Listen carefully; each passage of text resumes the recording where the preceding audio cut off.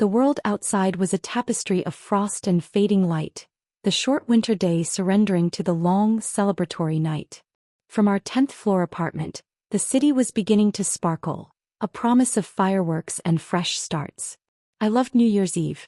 I loved the collective hope of it, the way strangers smiled at each other, the unspoken agreement that tomorrow could be brighter, shinier, better. I was humming along to a generic pop playlist, the kind they pipe into every store in December as I laid out two options on our bed. One was a little black dress, classic safe. The other was a cascade of emerald green velvet, a dress that felt like a dare. I was leaning towards the dare.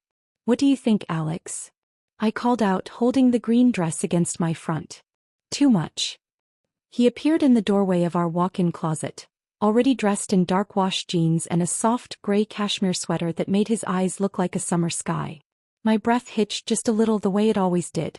After 5 years together, Alexander Vance could still make my heart perform a clumsy, joyful somersault. He was my person. The steady, handsome anchor to my more whimsical ship. He leaned against the doorframe, a slow, appreciative smile gracing his lips. "You in that dress is never too much, Elara. It's always just right." I felt a blush creep up my neck. Good. Because I want to start this year feeling just right. He pushed off the doorframe and came to me, his hands finding my waist. He smelled of soap and his signature cedarwood cologne, a scent that was to me the essence of home. "About that," he began, his voice dropping into a lower, more intimate register. He tucked a strand of my chestnut hair behind my ear, his thumb stroking my cheek. "I was thinking, let's skip the New Year party this time." My smile faltered. "Skip it? But it's the Harper's party. We go every year. It's tradition." I know. He pulled me closer, his forehead resting against mine. "But think about it. It'll be loud, crowded. We'll have to make small talk with 100 people we barely know. We could stay here. Just the two of us. I'll make you that mushroom risotto you love. We can open that bottle of Dom Perignon we've been saving, watch the fireworks from our balcony, ring in the new year in our own quiet way." His words painted a tempting, cozy picture. A night in with Alex was never a bad thing. Our work schedules had been insane lately. Him with his architectural firm, me with my interior design studio. Quality time had been scarce. "But my sister will be there," I protested weakly. "She's counting on us." I promised her. Chloe. My younger sister by 2 years. My polar opposite in almost every way. Where I was curvy and warm-toned, she was willowy and fair, with a cascade of platinum blonde hair. She was the spontaneous, fiery artist to my structured, pragmatic designer. But we were fiercely close. She'd just gotten back from a 6-month artist's residency in Barcelona, and I was desperate to show her off to all our friends. "Chloe will understand," Alex murmured, his lips brushing my temple. "We'll see her tomorrow for brunch. Come on, Lara. A private party for 2. It'll be romantic." He looked at me with those earnest blue eyes and my resistance crumbled. He was right. A quiet, intimate evening sounded infinitely more appealing than shouting over blaring music. Maybe this was what we needed. A reset, a reminder that we were the core of everything. "Okay," I conceded, leaning into his embrace. "You win. A quiet night in." His arms tightened around me. "You won't regret it." I believed him. The plan shifted. I changed into soft leggings and an oversized sweater, feeling a strange sense of liberation as the velvet dress was returned to its hanger. We cooked together in our sleek, modern kitchen, our movements a well-practiced dance. He manned the risotto, a task requiring a patience he possessed and I often lacked, while I chopped herbs and set the table on the balcony, layering it with blankets to combat the chill. We ate as the sky turned from deep indigo to a velvety black, punctuated by the first tentative bursts of light from early celebrants. The risotto was creamy perfection, the champagne bubbles fizzed happily on my tongue, and Alex was more attentive than he'd been in months. He listened, truly listened, as I talked about a difficult client, offering thoughtful advice. He made me laugh with a story about a demanding client of his own. It felt like the early days, full of easy intimacy and undivided attention. Around 10:30 p.m. my phone buzzed. It was Chloe. "You guys running late? The party's getting good." I showed the text to Alex. He sighed, a convincingly weary sound. "Tell her we're not feeling great." A sudden bug. She'll buy it. I typed back the lie, a small knot of guilt tightening in my stomach. Sorry, Chloe. Both came down with a nasty bug. So sorry to miss you. Have a glass of champagne for us. Hugs and kisses. Her reply was almost instantaneous. Oh no. Feel better, my loves. Don't do anything I wouldn't do. Weaky face. I smiled, the guilt easing. He was fine with it. An hour later, the champagne was gone, the fireworks display over the bay was reaching its crescendo, and I was curled up against Alex on the balcony love seat, swaddled in a blanket. I felt blissful content. This had been the right decision. I'm going to run to the bathroom, Alex said, kissing the top of my head. Don't start the new year without me. Hurry back, I said, snuggling deeper into the blankets. It's almost midnight. He disappeared inside. I watched the sky, a riot of color and light, feeling a profound sense of gratitude. This was my life. This beautiful apartment, this incredible man, a promising career, a loving family. I had everything. A sharp, cold gust of wind whipped across the balcony, making me shiver. One of the blankets, the lightest cashmere throw, slid from my lap and skittered towards the railing. I lunged for it, but the wind caught it, carrying it over the edge. Damn it! I muttered. That was a birthday gift from Alex. I hurried inside, the warmth of the apartment a shock to my cold, flushed skin. The living room was empty. Alex. I called out. No answer. He must still be in the bathroom. I went to the large window in the hallway that overlooked the building's interior courtyard, wondering if I could see where the blanket had landed. It was a futile hope. It was too dark down there. And that's when I saw them. Our building was a modern U-shaped structure with a central courtyard garden. Our apartment faced the city, but this hallway window offered a direct, albeit distant, view into the apartments opposite, including the one that belonged to our neighbor Mrs. Gable on the 7th floor. She was a sweet, elderly woman who was notoriously forgetful about closing her curtains. But it wasn't Mrs. Gable's apartment that caught my eye. It was the small, shadowy service entrance at the side of the building, usually locked and only used by maintenance. A motion sensor light had been triggered, illuminating the alcove in a stark white glow. And there, in that unforgiving light, were two figures locked in a passionate, desperate embrace. My brain, slow with champagne and contentment, took a moment to process the scene. The man was tall, broad-shouldered, wearing a dark gray cashmere sweater I knew intimately. The woman was slender, her platinum blonde hair a beacon in the darkness. She was pressed against the wall, his body caging her in, his hands tangled in her hair as he kissed her with a fervor I hadn't felt from him in years. It was Alex. And the woman, the one whose face I could now see as she tilted her head back with a breathless laugh, was my sister, Chloe. The world didn't slow down. It didn't shatter. It simply stopped. The pop music from the other room, the distant booms of fireworks, the hum of the refrigerator, it all vanished, replaced by a roaring, silent static in my ears. My body went numb, then unbearably cold, as if every ounce of warmth had been siphoned out of me and dumped into the winter night. He said, "Let's skip the New Year party this time." The words echoed in the hollowed-out cavern of my mind. It hadn't been for a romantic evening for two. It had been a strategic maneuver. A cover. He'd wanted me out of the way, safely tucked at home, while he orchestrated a secret meeting with my sister. He'd used my love for a quiet night, my trust, as a weapon against me.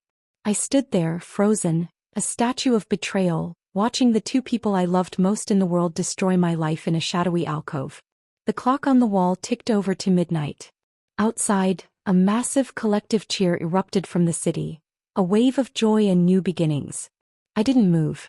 I just watched. And as I watched, the ice in my veins began to crystallize into something else, something sharp and purposeful.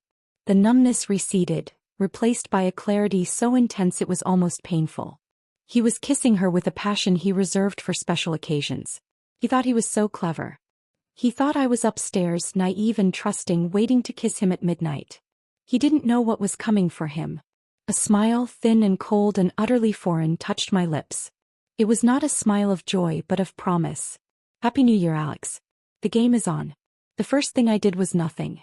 I stood at that window until the motion sensor light flickered off, plunging the lovers back into the protective darkness they no longer deserved. I stood there until my fingers gripping the windowsill were white and bloodless.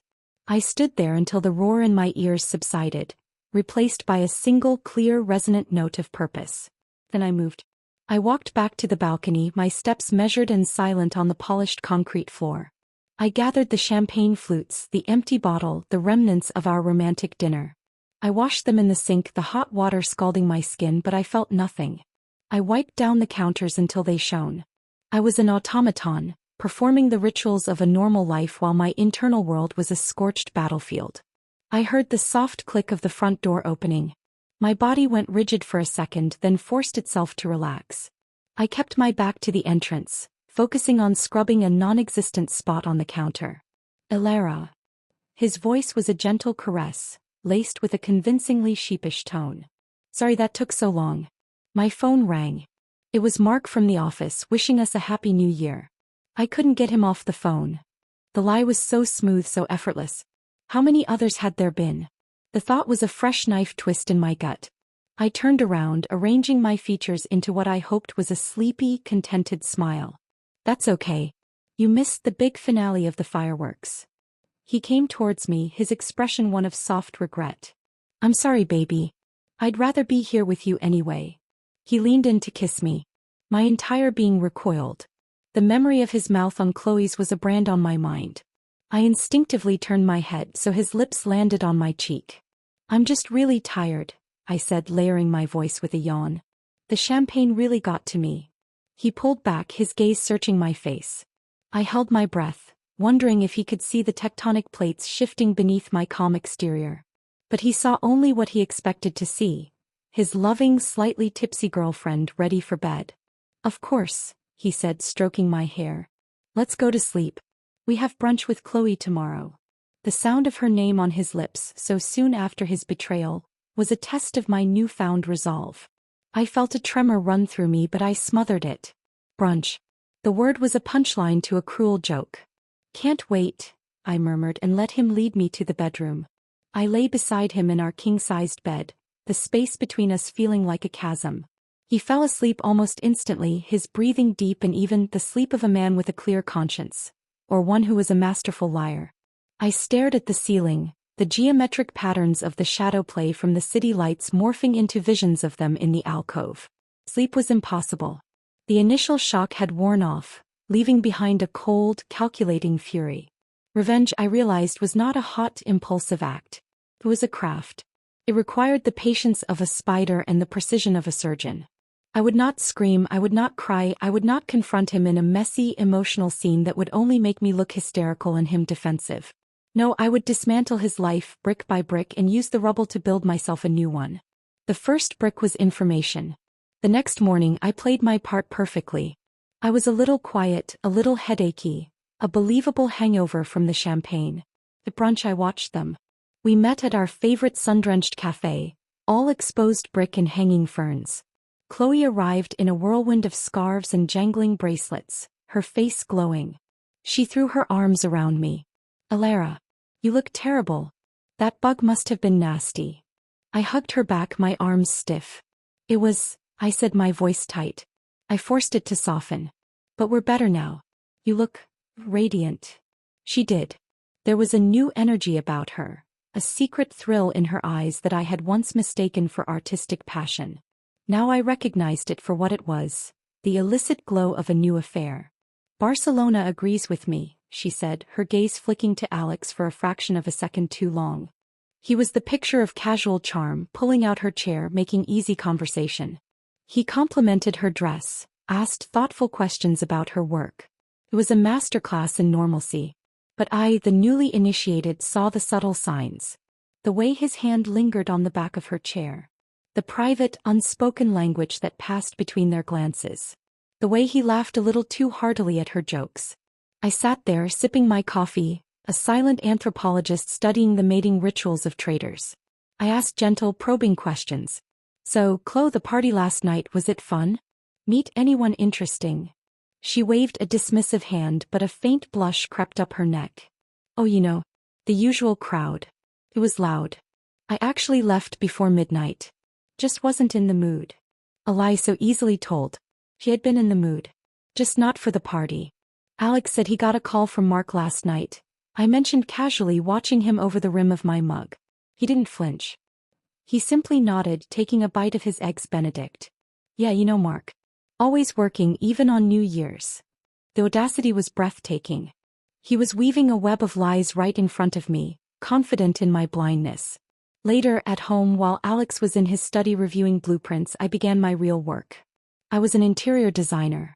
My job was to understand the flow of spaces, the relationship between structure and facade, to see the potential hidden beneath the surface. I would now apply those skills to my own life. I started with his phone. He was usually careful, but years of trust had made him complacent. His password was our anniversary. The irony was a bitter pill. I scrolled through his messages. Nothing with Chloe. He was too smart for that. But I found a messaging app I'd never seen before, hidden in a folder. It required a separate password. I didn't have it, but its existence was a clue. I checked our shared bank accounts, credit card statements. Nothing unusual. He was careful with money too. Then I turned to his professional life. Alex's architecture firm, Vance and Associates, was his pride, his identity. He had spent a decade building its reputation for sleek, sustainable, and brutally expensive designs. It was his temple. And I decided that was where I would plant my first bomb. I knew the players. His partner, Julian, a brilliant but mercurial structural engineer. The junior architects who looked up to Alex with a mix of admiration and fear. The clients, many of whom were my contacts, drawn from the overlapping social circles of art and wealth. I opened my laptop and began to dig. I started a new encrypted cloud drive, labeling it with a bland, project-related name, Henderson Renovation Inspiration. Inside I began to create files. One for financial records. I downloaded years of our joint account statements, his business account summaries he sometimes left on the printer. I started cross-referencing dates, looking for anomalies. Another file was for personal logs. I began a diary not of my feelings but of facts. Times, dates, his alleged whereabouts versus his actual ones, which I would now begin to track meticulously. I noted his comment about Mark's call. I noted Chloe's lie about leaving the party early. The third file was the most dangerous, Project Phoenix. This was my blueprint for his ruin. I needed leverage. I needed to understand the vulnerabilities of his temple. And I knew just where to look. Julian, his partner. Julian, who had always looked at me with a flicker of something more than professional courtesy. Julian, who I knew harbored a quiet resentment towards Alex for taking the lion's share of the credit on their most prestigious projects. It was a risk. But revenge was a gamble. A few days later I bumped into Julian at the artisanal coffee shop near their office. I was dressed not in my usual designer casual wear, but in a sharp black pencil skirt and a silk blouse, my hair pulled back in a severe ponytail. I looked like a woman on a mission, not a social call. Julian. What a lovely surprise, I said, my voice bright and professional. He looked up from his tablet, his dark, intelligent eyes widening in genuine pleasure. Elara. You're a long way from your studio. Client meeting nearby, I lied smoothly. How are you? How are things at the firm? We made small talk. I subtly steered the conversation, expressing admiration for his work on the new waterfront gallery, a project everyone credited to Alex, but whose complex structural engineering was all Julian. Alex is the face, Julian said with a wry smile, but I heard the edge in his voice. I'm just the bones. The bones are what make it stand, I said, holding his gaze. Without your genius, it would be a pretty facade collapsing in the first strong wind. Some of us know the difference. A slow blush spread across his cheeks. I had thrown him a lifeline of recognition and he was grasping it. That's very kind of you to say, Elara. It's just the truth. I let a carefully crafted mask of sadness flicker across my face. It's so important to have a partner you can truly rely on, isn't it? Someone who sees your value. His gaze sharpened. He was a perceptive man. Is everything all right, Elara? I gave a shaky, forced smile. Oh, the holidays. They can be stressful. But I shouldn't unload on you. I checked my watch. I should run. It was really good to see you, Julian. I turned to leave, then paused as if a thought had just occurred to me. Actually, I'm consulting on a new restaurant project. Massive old bank building. The structural challenges are immense. The developer would kill for an opinion from someone of your caliber. Maybe we could grab a proper coffee sometime? Purely professional, of course. The hook was baited. Professional interest, flattery, and a hint of personal vulnerability. Julian's eyes lit up with a mixture of professional ambition and something more personal. I'd like that very much, Ilara. I'll call you, I said and walked away, feeling his eyes on me. I didn't look back. The first pawn was in play. I was no longer the betrayed girlfriend, the blind fool. I was the architect now. And I was drafting the plans for a collapse of epic proportions. Alex thought he was building an empire. He didn't realize I was surveying the land for the fault lines. The coffee with Julian was set for a Tuesday afternoon, a time slot that felt clandestine without being suspicious. I spent the intervening days building my new reality layer by layer. I was a sphinx, impassive and unreadable in my own home. I cooked Alex's favorite meals, I asked about his day, I listened to his stories about difficult clients and ambitious new projects with a placid smile. I was the perfect, supportive partner, a serene lake whose still surface gave no hint of the vengeful currents churning in the depths. Inside I was a vault, and inside that vault was a cold, hard thing called Project Phoenix. The morning of the coffee, I dressed with the precision of a soldier going to war. I chose an outfit that was a message in fabric. A cream-colored, tailored sheath dress that whispered elegance and authority, paired with heels that clicked with purpose on the polished floors. I applied my makeup not to enhance but to armor. I was creating a new character. Ilara Vance, successful businesswoman, a force to be reckoned with, a woman who was fine, completely and utterly fine. Alex was at the kitchen island, scrolling through emails on his tablet. He looked up as I entered, and for a fleeting moment, I saw a flicker of something in his eyes. Not suspicion but a kind of re-evaluation. The woman in the emerald velvet dress on New Year's Eve was gone. This was someone else. You look sharp, he said, a question hidden in the compliment. Thank you, I said, my voice smooth as polished stone. Big client presentation. The Kensington project. It was a lie, of course. My only client today was revenge. Knock him dead, he said, already turning back to his screen, his mind back in his world of concrete and steel. The ease with which he dismissed me was both a relief and a fresh wound. He didn't see me. He hadn't for a long time. The coffee shop I'd chosen was in a trendy part of the city far from both our offices, a place of reclaimed wood and hanging Edison bulbs where we were unlikely to be recognized. Julian was already there, seated at a corner table, 2 ceramic mugs steaming in front of him. He stood up as I approached, a gesture of old-fashioned courtesy that Alex had long since abandoned. Ilara. You found the place. He pulled out my chair. It's perfect, I said, settling in. Thank you for meeting me on such short notice. Are you kidding? A chance to escape the drafting table and talk to someone who doesn't speak in CD dimensions. He smiled, and it reached his eyes, crinkling the corners. He had a good face, intelligent and kind. I felt a pang of guilt for what I was about to do, for the weapon I was preparing to make of him. But the memory of the service entrance, the stark white light on my sister's blissful face, hardened my resolve. We started with the professional pretext. I laid out the fictional restaurant project, describing the old bank building's vaulted ceilings and load-bearing issues with just enough detail to be plausible. Julian leaned in, captivated, his engineer's mind latching onto the problem. He sketched rough ideas on a napkin, his hands, stained with ink and calloused, moving with a confident grace. He was in his element and he was brilliant. You see, he said, pointing to a series of arches he'd drawn, the original structure has the integrity, but the new open-plan design requires a secondary support system that's both functional and aesthetic. It's a beautiful puzzle. It is, I agreed, sipping my latte. And it's a shame that this kind of intricate work so often goes unseen. The public sees the grand facade, the sweeping gesture, and they credit the lead architect. They never see the genius in the bones. The comment landed exactly as I'd intended. Julian's enthusiasm dimmed slightly. He sat back, folding the napkin. That's the job, I suppose. Alex is the visionary. I'm the mechanic. There's a difference between being a mechanic and being the foundation, I said softly, holding his gaze. A building can survive without a fancy facade. It can't survive without a solid foundation. I've always believed that Vance and Associates would be nothing without your steady hand, Julian. He looked down at his coffee, a muscle twitching in his jaw. That's generous of you to say. It's the truth. I let the silence hang for a moment, a shared, comfortable space of understood grievances. Then I shifted. It must be frustrating, especially when you're carrying so much of the load personally.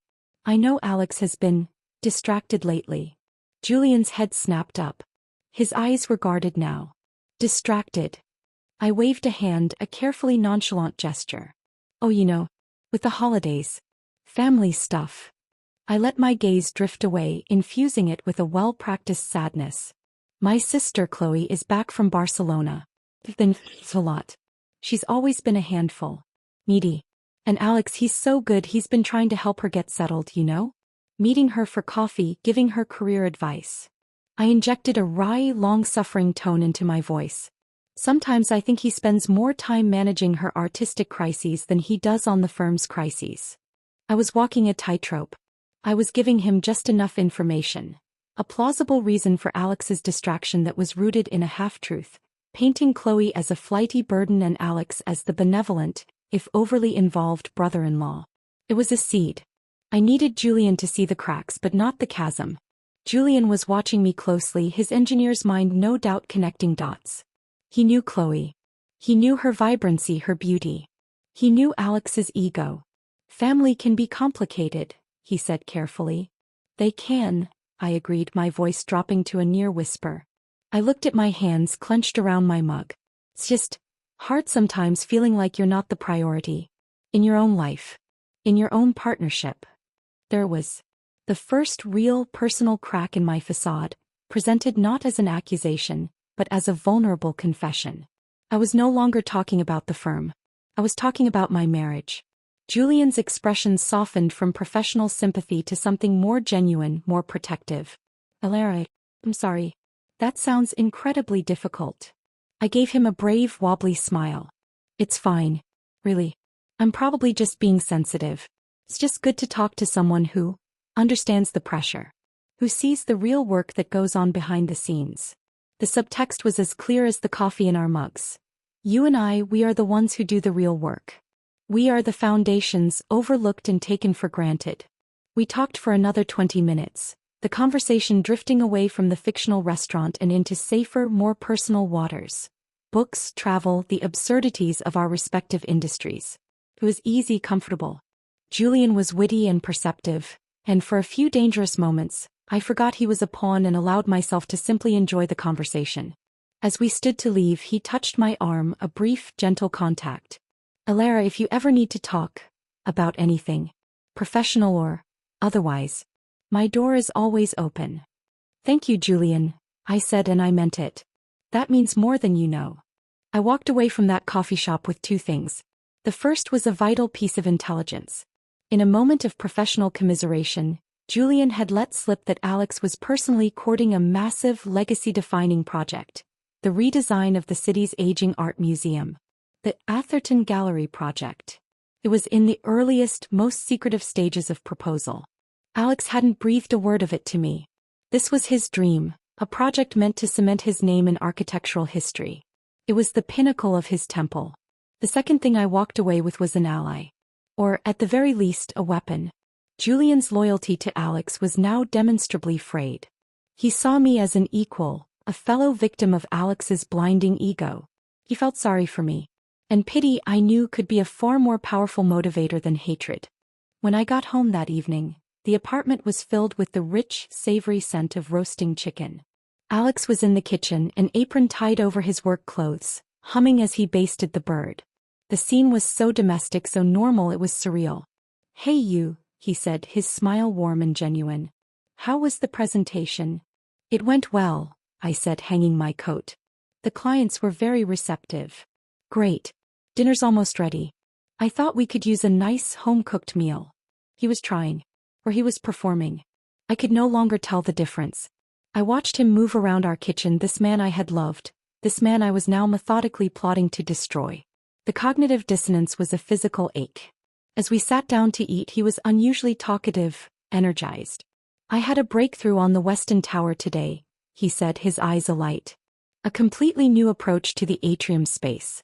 It's going to be revolutionary. That's wonderful, Alex, I said, cutting a piece of chicken. Tasted like sawdust.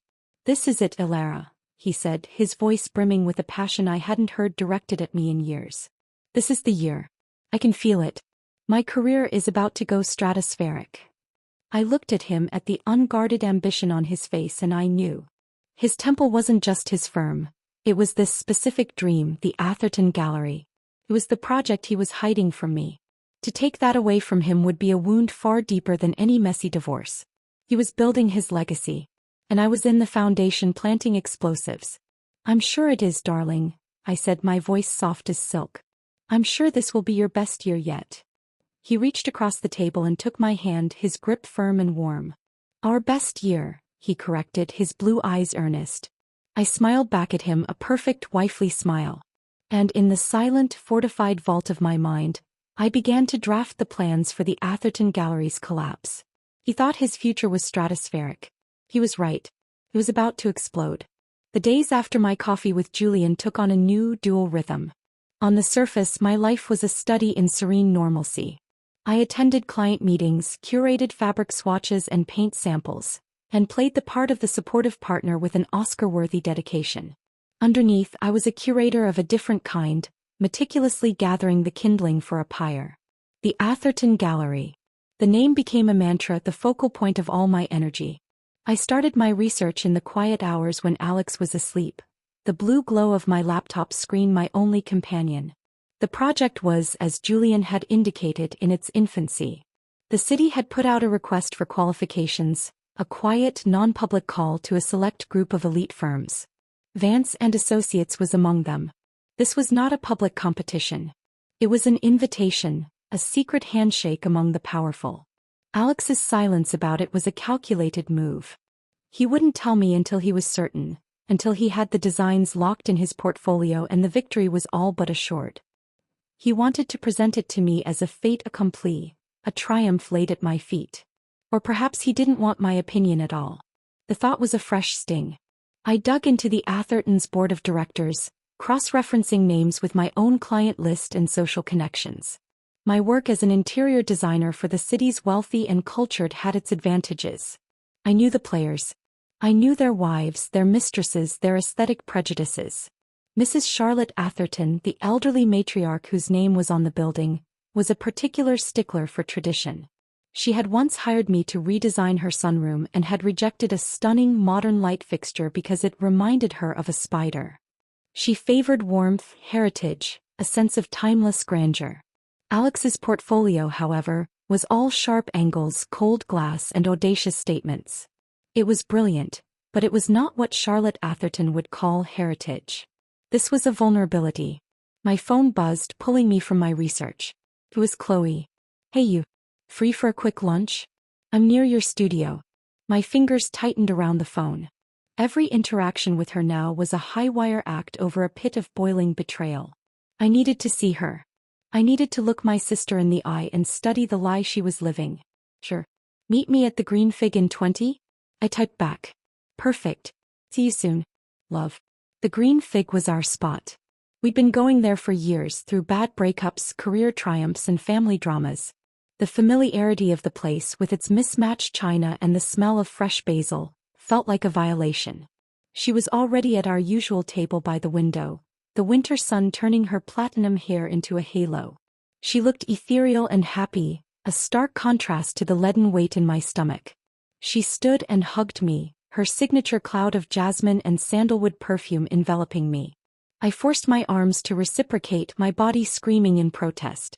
You look amazing, she said, pulling back and holding me at arm's length. That color is fantastic on you. Thanks, I said, sliding into the chair opposite her. You're glowing. Barcelona is still agreeing with you, I see. A faint, pretty blush colored her cheeks. It's not Barcelona, she said, her voice dropping to a conspiratorial whisper. She leaned in. I've met someone, Ilara. The air left my lungs. I took a slow sip of water to buy a second, the glass cool against my suddenly hot palm. Oh, tell me everything. My voice was a marvel of casual sisterly interest. Her eyes sparkled. It's very new. And very complicated. I can't say too much yet. But he's incredible. He's so smart and successful and he Gets me. Gets my art, my passion. It's like we speak the same language. Every word was a shard of glass. He gets my art. Alex had never shown the slightest interest in Chloe's abstract, emotionally charged paintings before. He'd called them interesting splashes of color. Now suddenly he was her muse and her greatest critic. Complicated how? I asked, tilting my head. Is he married? She looked down, tracing the pattern on the tablecloth with her finger. Not exactly. It's a delicate situation. He's in a long-term relationship, but it's over in everything but name. A dead relationship. Just trapped. By history, by obligation. She looked up, her eyes pleading for understanding. You know how it is. Sometimes the heart doesn't follow the rules. The audacity of it, the cliché, was breathtaking. She was casting me as the obligation, the dead history. And she was casting their sordid affair as a grand, forbidden romance. I see, I said, my voice carefully neutral. That does sound complicated. You have to be careful, Chloe. People can get hurt. I know, she said, her expression turning serious. That's the last thing I want. He's so careful. We have to be so discreet. It's thrilling and terrifying all at once. She reached across the table and squeezed my hand. But it's real, Alara. I've never felt like this before. I looked at our hands, hers so familiar, the same shape as mine, now tainted by the secret they held. I felt a surge of nausea so strong I had to close my eyes for a second. Well, I said, extracting my hand to pick up the menu. As long as he's worthy of you. That's all that matters. The rest of the lunch was a blur of her talking about her new work, inspired by this incredible new energy in her life, and me making the appropriate noises. I was an actor in a play where I was the only one who didn't know the script, except I was the one who had written it. When I returned to my studio, the rage was a cold, hard knot in my chest. A dead relationship. Trapped by obligation. The words echoed, fueling my resolve. I opened the Project Phoenix file and began a new document, the Atherton Gambit. I needed a way to subtly undermine Alex's proposal before he even formally began it. I couldn't access his designs, but I could influence the environment in which they would be judged. I pulled up the list of the Atherton board members again. One name stood out, Robert Walsh. A wealthy philanthropist and a notorious technophile. He loved anything sleek, modern, and cutting-edge. He was Alex's natural ally on the board. But Robert Walsh was married to Eleanor Walsh, a woman I had helped design a conservatory for, a space filled with lush, romantic, almost Victorian sensibility. She had confided in me her dislike for her husband's cold, metallic toys, as she called his beloved gadgets. Theirs was a marriage of contrasting tastes, and I knew where the real power lay. Eleanor controlled the social purse strings. Robert controlled the financial ones. But in the world of old money philanthropy, social capital was king. I picked up the phone, pushing aside my guilt. This was war. Eleanor? It's Alara Vance. I'm so sorry to bother you. Alara, darling. No bother at all. To what do I owe the pleasure? I was just thinking about your conservatory, I said, my voice warm and professional.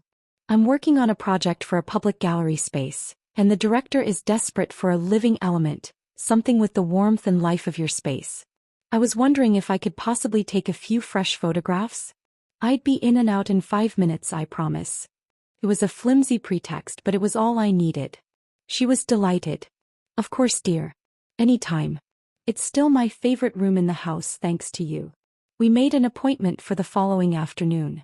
When I arrived, camera in hand, I made sure to compliment the space effusively, steering the conversation. It's just so timeless, I mused, snapping a photo of a trailing jasmine. So much of modern design feels so temporary, so cold, lacks soul.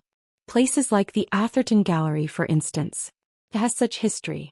It would be a tragedy to see it turned into just another glass box. Eleanor, arranging a vase of flowers, froze. The Atherton? Is something happening with the Atherton? I feigned surprise, then mild embarrassment. Oh goodness, I've spoken out of turn. I just heard a rumor. Probably nothing. You know how the design world gossips. They were saying some firms are pushing for a very modern, minimalist redesign. Stripping all the character right out of it. I shook my head sadly. But I'm sure it's just talk. The board would never allow it. Eleanor's lips pursed into a thin, determined line. I should hope not. Robert might be seduced by all that shiny new nonsense, but Charlotte and I have taste. That building is a landmark. It needs reverence, not a wrecking ball. The seed was planted. I had given her a common enemy, the specter of a cold glass box. I had no doubt that by the time Alex's proposal landed on the boardroom table, Eleanor Walsh, and by extension her friend Charlotte Atherton, would be predisposed against any design that smacked of the modernism Alex was known for. I left the Walsh residence, the winter air feeling cleaner, sharper. I had gathered my first piece of kindling. It was a small move, almost insignificant on its own. But a fire started with a single spark. And I was only just beginning to learn how to strike the flint. The following week, Alex was a storm cloud trapped in our apartment. The easy confidence he'd displayed over the roasted chicken was gone, replaced by a brooding, restless energy.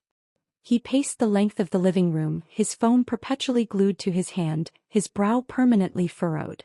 He was snappish, distracted, a far cry from the charming performer of our New Year's Eve.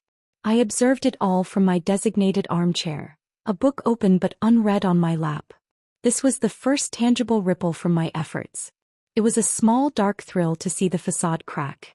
On Thursday evening the storm broke. He slammed his laptop shut with a force that made me jump. God damn it. I looked up, my expression one of mild, wifely concern. Everything all right, darling? It's Julian, he spat, running a hand through his already disheveled hair. He's being impossible. Obstructive.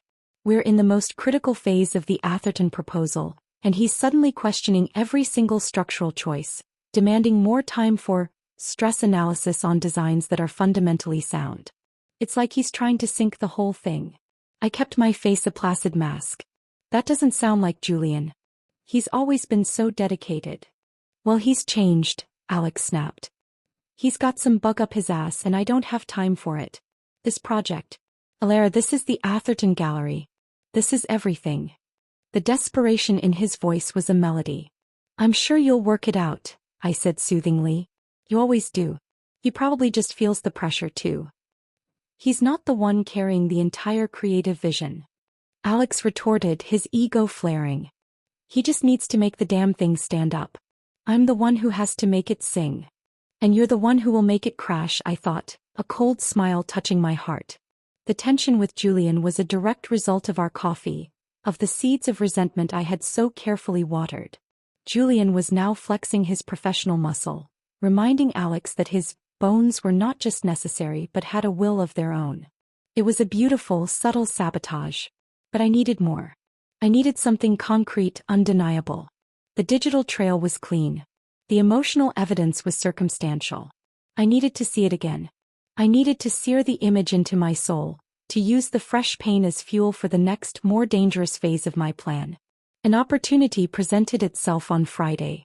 Alex announced he was working late at the office, a crunch session, to get the Atherton preliminary designs finalized. His eyes didn't quite meet mine when he said it. The lie was a familiar scent in the air. Of course, I said, kissing his cheek. Don't work too hard. The moment the door closed behind him, I moved. I didn't change into dark clothing or don a disguise. That was the stuff of bad thrillers. Instead, I pulled on a stylish, inconspicuous navy coat and tied a silk scarf over my hair. I looked like any other affluent woman going out for an evening. I grabbed my large leather tote, the one I used for fabric samples, and inside it I placed my high-resolution digital camera with a long lens. I took a taxi to a chic wine bar a block away from Alex's office building. I ordered a glass of Sancerre at the bar, sipping it slowly, my body angled towards the large window that looked out onto the bustling street. I was a predator in plain sight, patient and still. An hour passed. The wine bar filled with the after-work crowd, their laughter and chatter a stark contrast to the cold focus thrumming through my veins. And then I saw them. They emerged from a side street, not from the main entrance of his office building. Alex had his hand on the small of Chloe's back, a possessive, intimate gesture. She was laughing, her head thrown back, her hand resting on his arm. They looked like any other beautiful, happy couple in love. They looked right. The sight was a physical blow, knocking the air from my lungs. The intellectual knowledge of their betrayal was one thing. The visceral, living proof was another. My hand trembled, sloshing wine onto the polished bar. I set the glass down carefully, my movements precise despite the earthquake inside. They weren't heading for a taxi. They were walking leisurely towards the nearby park, a manicured green space that was largely deserted at this hour, a romantic shortcut for lovers. Perfect. I left a crumpled bill on the bar and slipped out, my heart hammering a frantic rhythm against my ribs. I followed at a distance, using the evening crowds as cover. The city lights were bright, but the park paths were pools of shadow between the Victorian lampposts.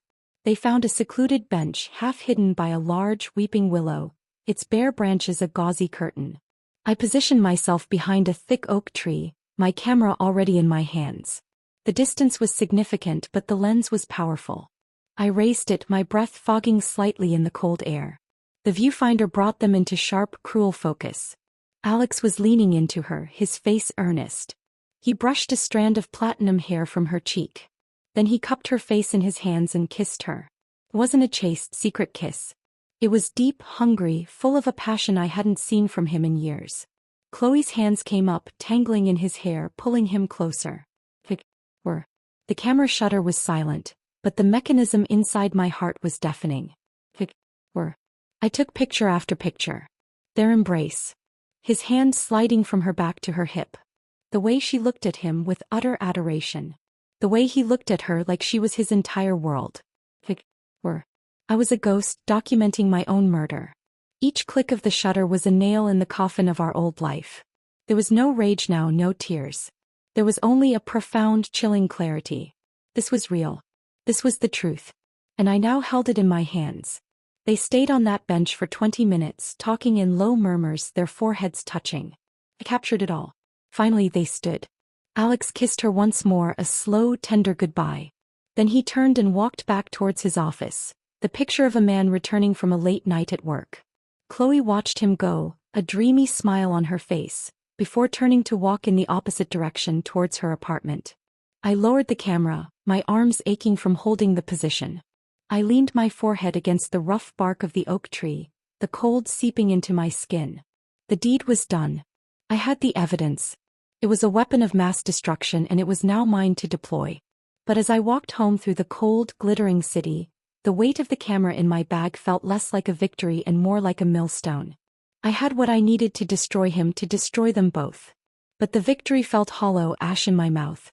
The pictures were proof of his betrayal, but they were also a permanent record of my own humiliation, a testament to the fact that I had not been enough. When I got back to the apartment, it was dark and silent. Alex wasn't home yet. I went straight to my home office, the one room in the apartment that was unequivocally mine. I locked the door. With trembling hands, I connected the camera to my computer. The images uploaded, filling the screen. There they were, frozen in their stolen moments of happiness. I zoomed in on Alex's face, on the expression of rapt attention he reserved for her. I studied every detail, allowing the pain to wash over me, to cleanse me of any last lingering shred of doubt or weakness. I created a new password-protected folder within Project Phoenix. I labeled it Exhibit A. I transferred the photos and secured them. Then I deleted them from the camera's memory card. I sat back in my chair, the blue light of the monitor washing over me. I had crossed a Rubicon. There was no going back. The kindling was gathered. The spark had been struck. Now it was time to fan the flames. The unraveling had begun, and I was the one holding the thread. The photographs lived inside me like a radioactive core, burning with a cold, constant energy. They sharpened my senses and hardened my resolve. Every pleasantry exchanged with Alex, every vapid text from Chloe, was now filtered through the lens of those frozen moments in the park. I was no longer just gathering information. I was preparing for the first decisive strike. The Atherton proposal was Alex's vulnerability, but it was also his fortress. To breach it, I needed someone on the inside. Julian was a valuable source of discontent, but he was still an employee, his loyalty to his own career ultimately trumping his resentment. I needed a different angle, a more direct line to the heart of the decision-making process. My research into the Atherton board had yielded another, more promising name, David Chin. He was the newest, youngest member of the board, a venture capitalist with a reputation for bold, contrarian investments. He wasn't wedded to the old guard sensibilities like Eleanor Walsh and Charlotte Atherton. He was interested in disruption, in legacy making. He was, in theory, Alex's target demographic for a modern design. But David Chin was also a man with a secret, one I'd stumbled upon by pure chance months ago while sourcing a rare sound-dampening textile for a recording studio. The studio belonged to an indie musician named Liam, who during a fitting had offhandedly mentioned his generous patron, a wealthy financier who preferred to remain anonymous. A few discreet searches through society pages and financial news articles had given me a name: David Chin. He was funding Liam's entire album. This wasn't just philanthropy. The way Liam spoke of him with a mix of gratitude and nervous reverence hinted at something more. David Chin was a closeted gay man in a very traditional public-facing world, using his wealth to cultivate a private life and support the arts he loved. His patronage was his outlet, his secret joy. This was the key. Not to expose him but to use his secret to guide him. I couldn't approach him as Alara Vance, the betrayed wife. That would reek of desperation. I had to be someone else. A connected, discreet ally. I drafted an email from a newly created, encrypted account, its username bland and professional: Urban Insight Consulting@gmail.com. Subject: a matter of mutual interest, the Atherton Gallery. Mr. Chin, I hope this email finds you well. I am writing to you from a position of strict confidentiality. My associates and I provide discreet market intelligence and stakeholder analysis for high-value projects. It has come to our attention that you will be a key voice in the upcoming selection for the Atherton Gallery redesign. Our analysis suggests that one of the lead contenders, Vance and Associates, while possessing a strong public profile, carries significant unexamined risk. The principal, Alexander Vance, is currently involved in a volatile personal situation that has the high potential to spill into the public domain. Such an event could attach a scandal to the project's name at a most critical juncture, jeopardizing fundraising and public goodwill. We believe in supporting bold visions but not at the expense of stability. We would be happy to provide a more detailed, confidential briefing. A public place of your choosing, of course. Sincerely, a well-wisher. I didn't mention the affair. I didn't mention Chloe. I used the language of his world. Risk, volatility, stakeholder analysis, public domain. I was presenting myself as a business opportunity, a chance to mitigate risk. I sent the email and waited, the silence of the apartment pressing in on me. His reply came within 2 hours. It was terse, just a time and a place. The members-only lounge of the Metropolitan Art Museum, the next day at 3 p.m. He didn't agree, but he was curious. That was all I needed. The lounge was a hushed, carpeted space filled with the low murmur of money and influence. David Chin was already there, seated in a deep leather armchair, a tablet on his knee. He was younger than his board photo suggested, with sharp, intelligent eyes that missed nothing. He did not stand when I approached. "I'm assuming you are Urban Insight," he said, his voice low and devoid of warmth. "I am," I said, taking the seat opposite him. I was again in my armor. A tailored suit, my hair pulled back. I looked like I belonged here. Your email was vague and provocative. I don't have much time. What is this volatile personal situation? Alexander Vance is having a protracted clandestine affair, I said, my voice calm and factual as if I were discussing zoning laws. With his wife's sister. Chen's expression didn't change, but a flicker in his eyes told me he was processing this. He took a sip of his espresso. And why is that my concern? Architects are human. It's regrettable, but it's not a board matter. It becomes a board matter, I countered, leaning forward slightly, when the cuckolded wife is a well-connected interior designer with a client list that reads like the Atherton donor registry. It becomes a board matter when the humiliation becomes public, and the narrative around your landmark project shifts from visionary redesign to the gallery built by the man who shattered his own family. The press will feast on it. The social fallout could cripple the capital campaign. Eleanor Walsh and Charlotte Atherton in particular would not look kindly on such a scandal tarnishing their beloved institution. I was bluffing, of course. I had no intention of going public. Not like that. But he didn't know that. He studied me for a long moment. And you know this how? I am my source, I said, holding his gaze. My discretion thus far has been absolute. But my patience has limits. There was a beat of silence. He understood. I wasn't a consultant. I was the wife. Why are you telling me this? He asked, his tone shifting from hostile to calculating. What do you want? I want you to ensure that Vance and Associates does not get the Atherton project, I said simply. Their proposal should be rejected. Not because of this, of course. Officially, it should be for purely professional reasons.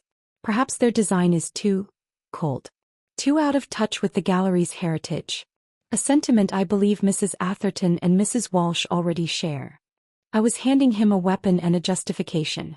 He could be the hero who saved the project from scandal and poor taste, all while aligning himself with the board's powerful matriarchs. He leaned back, steepling his fingers. He was seeing it now, the strategic advantage.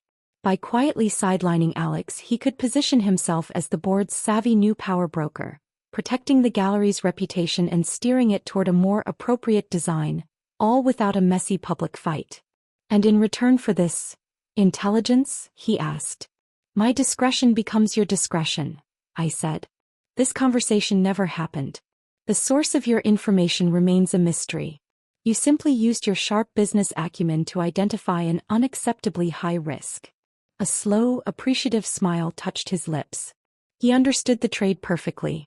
Silence for influence. You've given me a great deal to consider. Insight will do, I said, standing up. I had gotten what I came for. I trust you'll make the right decision for the gallery. I walked out of the lounge, my heels sinking into the plush carpet, feeling the weight of David Chen's gaze on my back. I had just thrown the first stone. I had set a powerful man against my husband, not with a scream of rage, but with a whisper of calculated risk. I had weaponized Alex's secret and handed it to his judge. The battle for the Atherton Gallery was no longer just about architectural merit. I had just rigged the jury. Now I could only wait for the verdict to come in. And when it did, Alex's world would begin its inexorable tilt towards collapse. The change in Alex was seismic. The brooding restlessness of the previous week curdled into a palpable, frantic despair. He was a man watching his own shadow lengthen, knowing night was coming but powerless to stop the setting sun. The Atherton Gallery, his legacy, was slipping through his fingers and he couldn't understand why. It started with a terse, formal email from the Atherton Selection Committee, thanking him for his innovative submission, but informing him that Vance and Associates would not be advancing to the next stage. The reason cited was vague, something about the design not fully aligning with the gallery's long-term vision for its historical legacy. It was the corporate equivalent of a slap in the face. He was in his study when he read it. I heard a raw, guttural sound, a mix of fury and disbelief, followed by the sharp crack of something, likely his favorite pen, snapping. Ilara. I walked to the doorway, feigning concern. What's wrong? He was ashen, his hands braced on his desk, the shattered pieces of the pen at his feet. The Atherton. They rejected us. He looked at me, his eyes wide with shock. They said it wasn't in keeping with their heritage. My design. The most forward-thinking thing I've ever done. It was supposed to be a dialogue between the past and the future, and they called it irrelevant. I allowed a sympathetic mask to settle on my face. Oh, Alex. I'm so sorry. That's unbelievable. Are you sure? Maybe there's been a mistake. No mistake, he snarled, shoving his laptop away. It's that old hag Charlotte Atherton and her sycophants. They have no vision. They want a mausoleum, not a museum. He began to pace, a caged animal. And Julian, he's been a ghost. Useless. I had to carry the entire final presentation myself. It's like he wanted us to fail. The dominoes were falling exactly as I'd planned. David Chin had done his work, skillfully steering the board's sentiment against Alex's cold design, amplifying the doubts I'd planted in Eleanor Walsh's mind. And Julian, his confidence eroded by my whispers, had withdrawn his crucial support at the most critical moment. The temple was cracking and the high priest was tearing out his hair. But the collapse of his professional kingdom was only Act 1. It was time to bring the tragedy home. The following day I initiated Phase 2. I went to my safe deposit box at the bank and retrieved a burner phone I'd purchased weeks ago. From it I sent a single anonymous text to Chloe. Unknown number, he's never going to leave her. You're a distraction. A dirty secret. Ask him about the Atherton project. Ask him what he's really losing sleep over. I knew my sister. I knew her insecurities, the deep-seated fear that she was just the flighty, less serious sister. The text was a poison dart aimed directly at that fear. It would fester. It would make her question the grand romance he was selling her. That evening, Alex was a black hole of self-pity, drowning his sorrows in a bottle of expensive scotch. He was morose, silent, the vibrant energy that usually animated him completely extinguished. I left him to it, retreating to my studio to wait. The explosion came around 9 p.m. His personal phone, left charging on the kitchen island, began to vibrate incessantly. I could see the screen light up with Chloe's name. He ignored the first call. Second. On the third, he snatched it up, his voice a low, dangerous growl. Chloe, not now. I can't. What are you talking about? I stood just outside the kitchen, hidden in the shadows of the hallway, a silent spectator to the unraveling I had orchestrated. No, that's not. Who told you that? His voice was rising, laced with panic. It's just a project, Chloe. A stupid failed project. This is what I'm talking about. You don't understand the pressure I'm under. He was silent for a moment, listening to her hysterical tears, no doubt. I could picture it, her feeling vulnerable and second best after my anonymous text. Him raw and defeated from his professional failure, with no patience for her neediness. Stop being so dramatic, he suddenly shouted, his voice echoing in the quiet apartment. For Christ's sake, this is why I didn't want to tell you. I have a real crisis to deal with, and you're over there having some artist's meltdown over a text message? It's probably just a wrong number. He was gaslighting her. Just as he had gaslit me for months. The symmetry was perfect.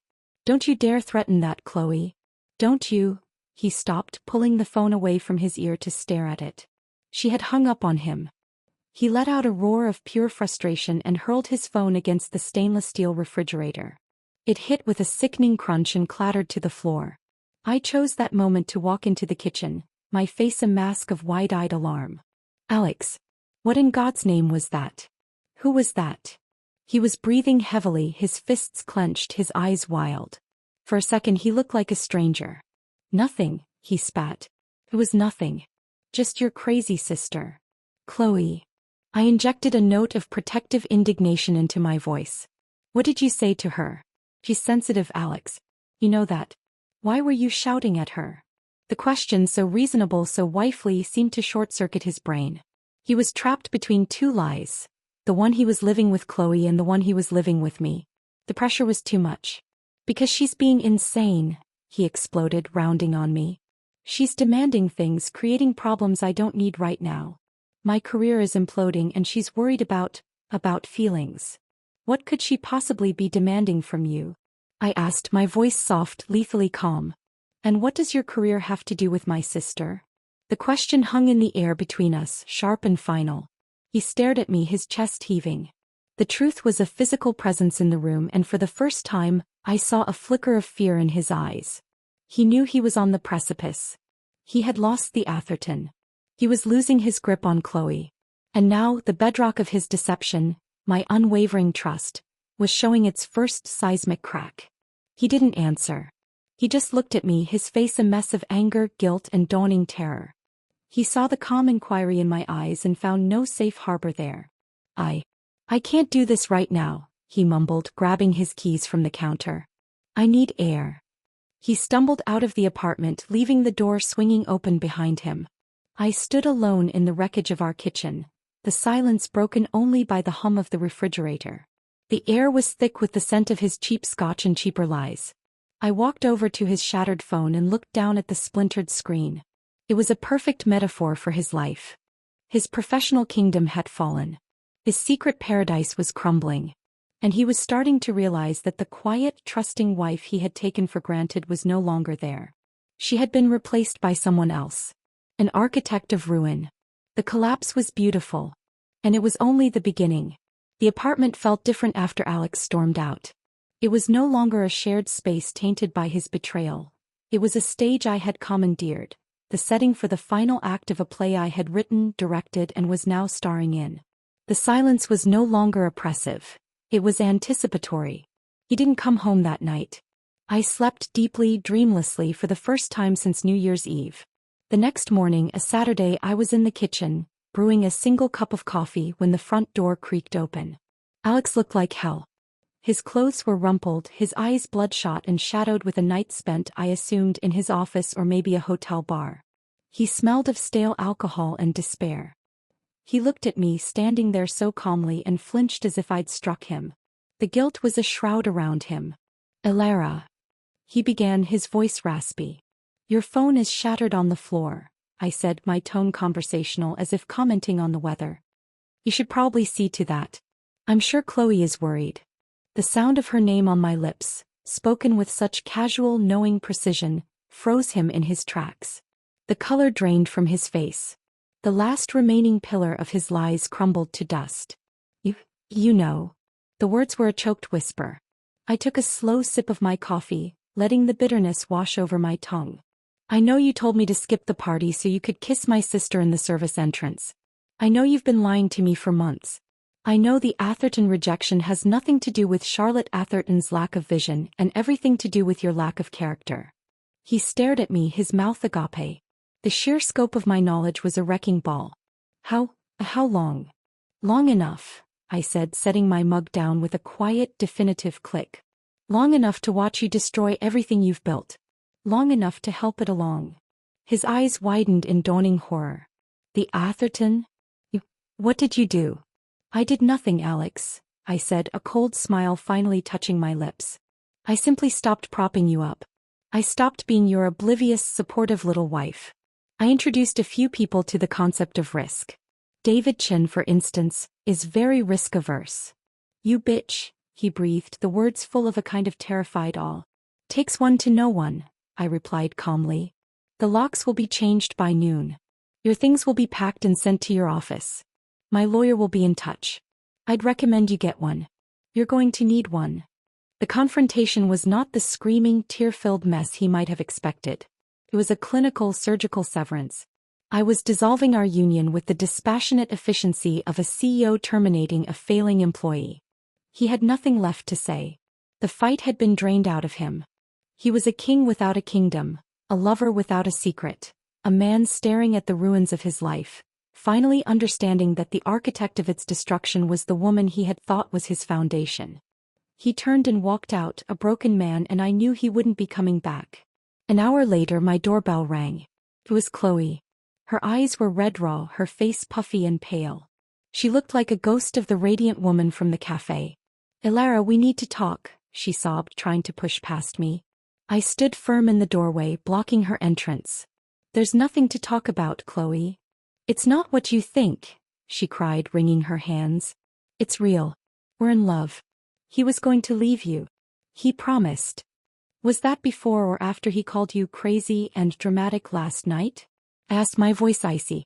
"Before or after he told you your feelings were a problem he didn't need?" She recoiled as if slapped. "How do you know that?" "I know everything," I said, my gaze unwavering. "I have for a while.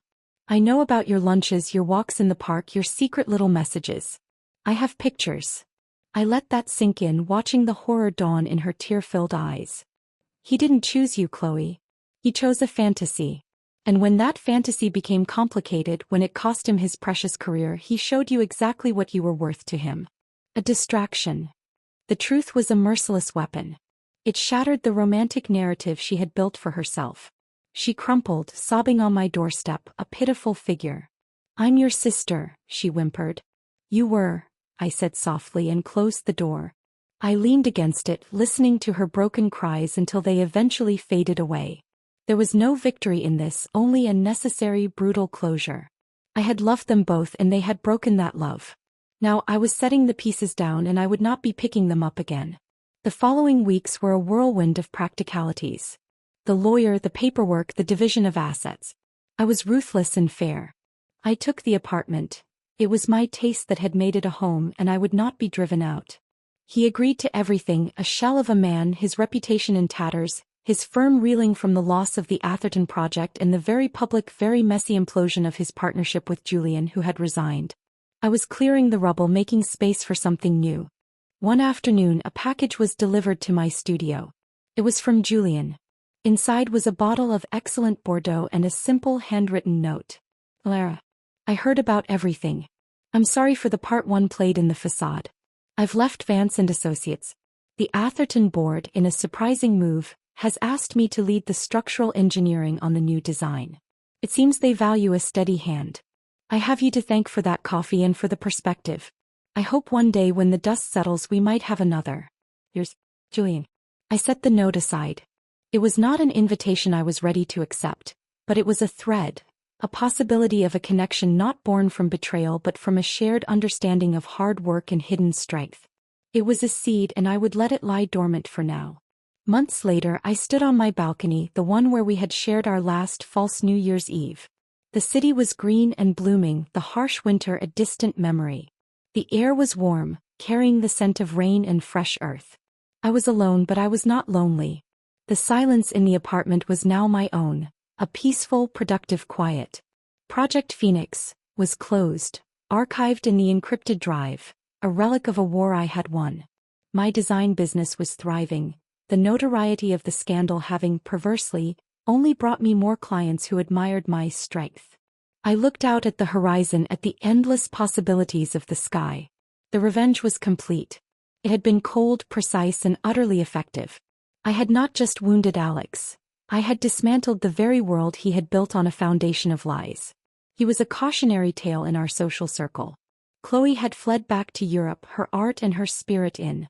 But as I stood there, the ember of a second love, not for Julian but for myself, began to glow within me. I had faced the fire of betrayal and I had not been consumed. I had been forged. I was stronger, sharper, and unafraid. The past was ash. And from those ashes I was finally, truly rising. The